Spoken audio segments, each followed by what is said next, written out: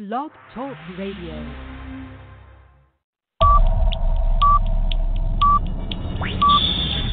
10, 9, 8, 7, 6, 5, 4, 3, 2, 1, 0.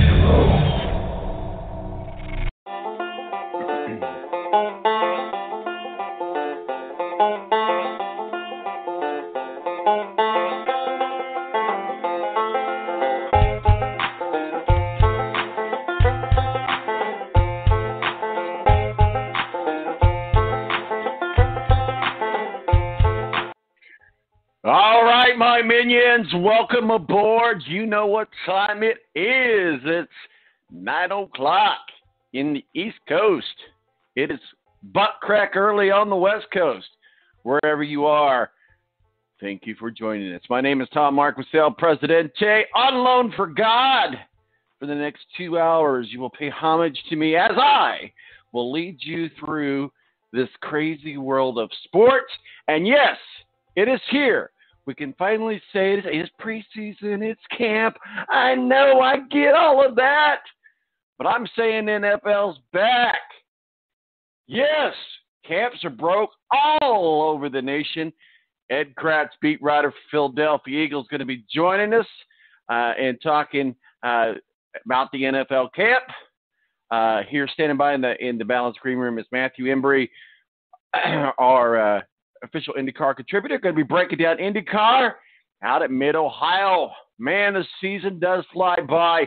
Tony Donahu of the Tony D podcast joins us later on, talk some NASCAR, and then we'll continue our conversation with Mo from the BS Sports Show on the NFL. We got the Colts, we got the Eagles, we got the Bears, we got whatever, because the NFL's back.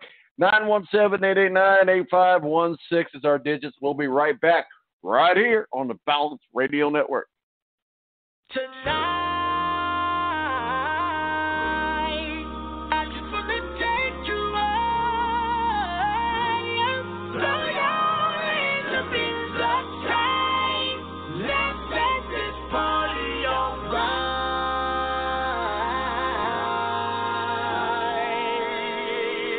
Players, put your pinky rings up to the moon. Girls, what y'all? The Air National Guard is a reserve component of the United States Air Force and serves alongside active-duty Air Force members in times of a national crisis. In addition, the Air Guard serves the state and local community in a wide range of capacities. The reason people join the Air Guard is as diverse as our members and includes such reasons as a deep desire to serve their country, money for college, travel, new job skills, and the pride that goes along with belonging to the greatest military organization in the world. I joined because I felt a calling to serve my country, but I didn't want to be far away from my family, so the Indiana Air National Guard was a perfect fit for me. With over 95 different career opportunities to choose from and 100% paid college tuition to any state-funded college, why not give us a call? Call 1-800-841-3103 or visit online at goang.com to find out more. Again, that's 1-800-841-3103. The Air National Guard, guarding America, defending freedom. It's double trouble, double the fun at African Safari Wildlife Park in Port Clinton, Ohio. See the largest antelope on Earth, the giant eland, and the ugliest creature on Earth, the African warthog. There's so much to see and do, including the Midwest's only drive-through safari. Feed the animals, see live educational shows, feel the excitement. Have your picture taken with a python or cockatoo. Feel the adventure. Shop the Symbol Lodge gift shop with items available from around the globe. Visit the snack bar or picnic facilities. Enjoy a pony or camel ride. Or cheer your favorite porker on to victory in the famous Pork Chop Down. Bring your family to see the rare and exotic animals at African Safari Wildlife Park in Port Clinton, Ohio. Just take Route 2 to the Route 53 North exit and follow the sign. Only 17 miles west of Cedar Point via Route 6. Open every day, rain or shine. When you don't go to Geico.com, car insurance can be confusing. Like Swedish techno confusing. Bark, bark, meow, meow. Dance with me, purple cow. Bark, bark, meow, meow. Ooh, you lovely Geico makes it easy. With 24/7 access, all you have to do is go to geico.com and you can save money on car insurance. It just makes sense. Unlike, Dance with me, purple cow. I like your moves. when you don't go to geico.com, car insurance can be hard. Like early 90s heavy metal hard. I'm yelling and screaming, and I'm loud. Roar. Geico makes it easy. You can review and update your policy or report a claim on geico.com or the Geico mobile app. Because shouldn't we all have a little less stress in our lives? I'm not even upset about anything.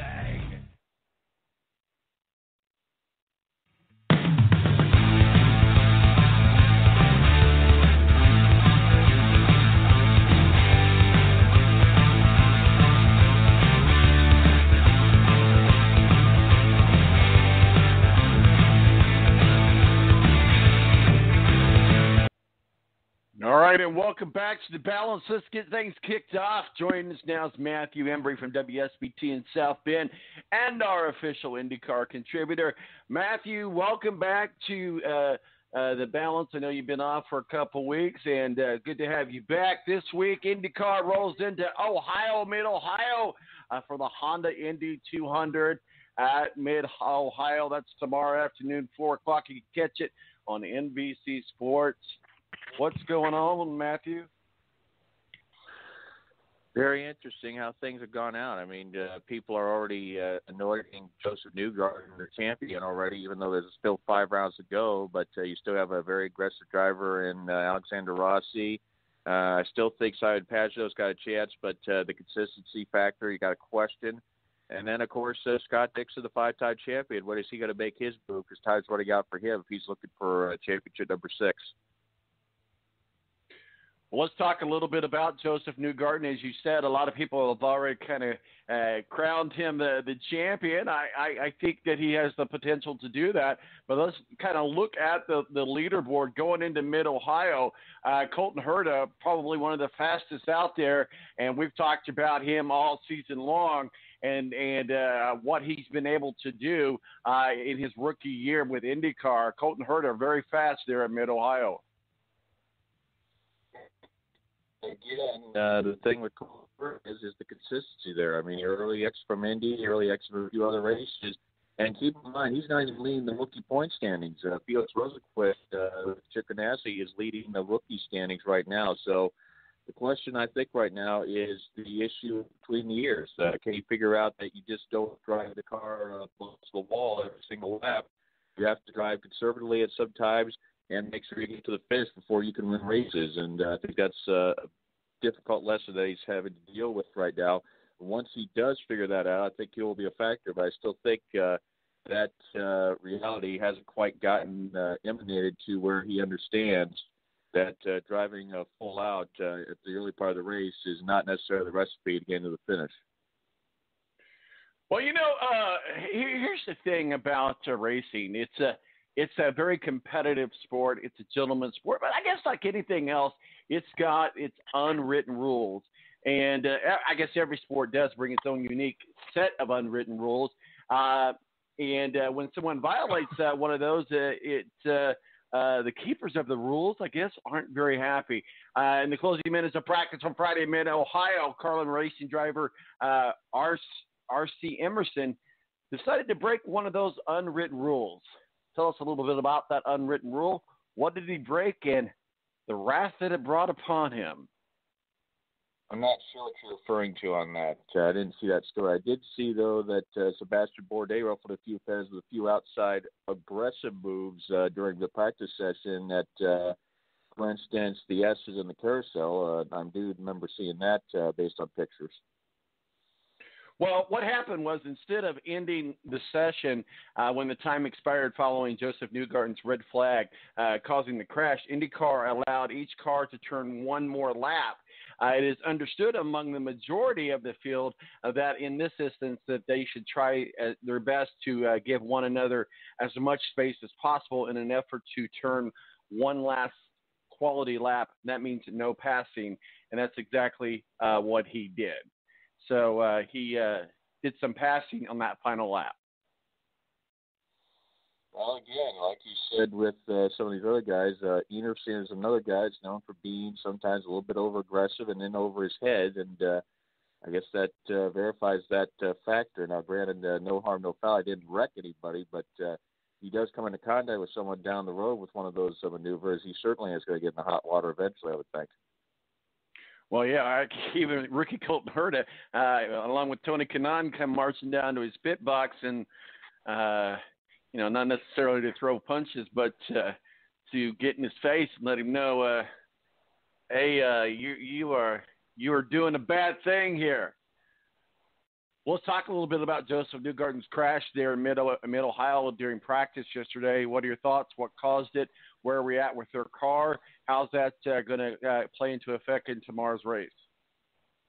Well, sometimes you try to exceed the envelope, and certainly that doesn't help things, but I'm sure they have a backup car there since he is the championship leader. If they have to go to that car, it'll be fine. I think right now the session before qualifying, if he does do well there, then I'd say that's cause for concern. But considering Team Penske, they know the scenario. They have extra cars, I'm sure, available for all their drivers there in the championship hunt, Power, Pagenaud, and Newgarden included. So I don't think that's a panic situation for them right now. If they have to go to a backup car, they'll go to a backup car. But it may mean that Joseph may have a problem possibly getting in the Fast Six. But beyond that, if there's a yellow there that goes off strategy, it shouldn't hurt him that badly, I wouldn't think.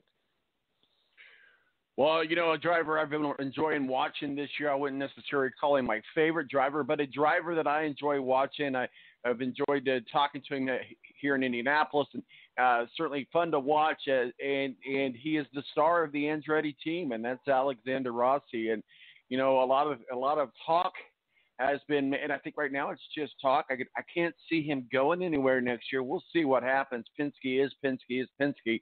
There's a reason that he has the drivers that he has. I don't really look for that to change. I think that he's found a good home, a good leadership spot there with Andretti Sports. But Alexander Rossi going into Mid-Ohio, what are your thoughts?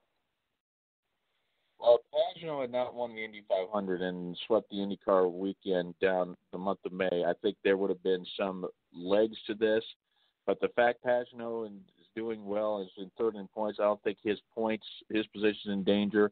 And I don't think Penske is getting rid of Newgarden or Power anytime soon.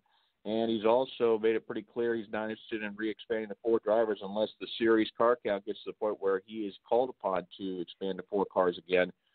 So unless something drastically changes, I don't see a position where Rossi leaves anywhere besides Andretti Autosport, because the possibilities of advancement right now just are not there. Because I don't think Ganassi's going to part ways with either Dixon or Rosenquist anytime soon. And they have been skittish about providing extra cars, expanding since they went down from 4 back down to 2. So the scenarios right now, I think Rossi, it's a perfect situation. I think for Michael Andretti to get to the negotiation table, sign a long-term contract with Rossi, and see where that puts them for several years. And they have him under their lock and key for the next several seasons. I'd say that would be the best interest for both parties at this point, because I don't think there's any positions for advancement right now looking ahead to silly season. I think you'll see some change at the bottom of the grid. I think there's some questions about, say, what's going to happen with future Carlin, that now they're falling apart. What's the future potentially for some of the other drivers on the bottom end of things, with Marcus Ericsson possibly trying to get back to Formula One or Europe. So the questions right now and abound. Sorry about that, my little act out there on my part. But overall, I think the big scenario right now is I think it's going to be a much quieter silly season looking to the end of this year as opposed to the way it was last year. I think there's going to be a lot less drama. And the only questions right now are, is a team like Shank going to go full-time? Is a team like Dragon Speed going to go full-time? I think those are the bigger questions as opposed to big changes happening at the top end of the echelon, I think. We're talking with Matthew Embry of WSBFT in South Bend, our official IndyCar contributor, talking about the Indy Honda 200 in Mid-Ohio. We were talking a little bit about Simon Pagenaud. Of course, he was second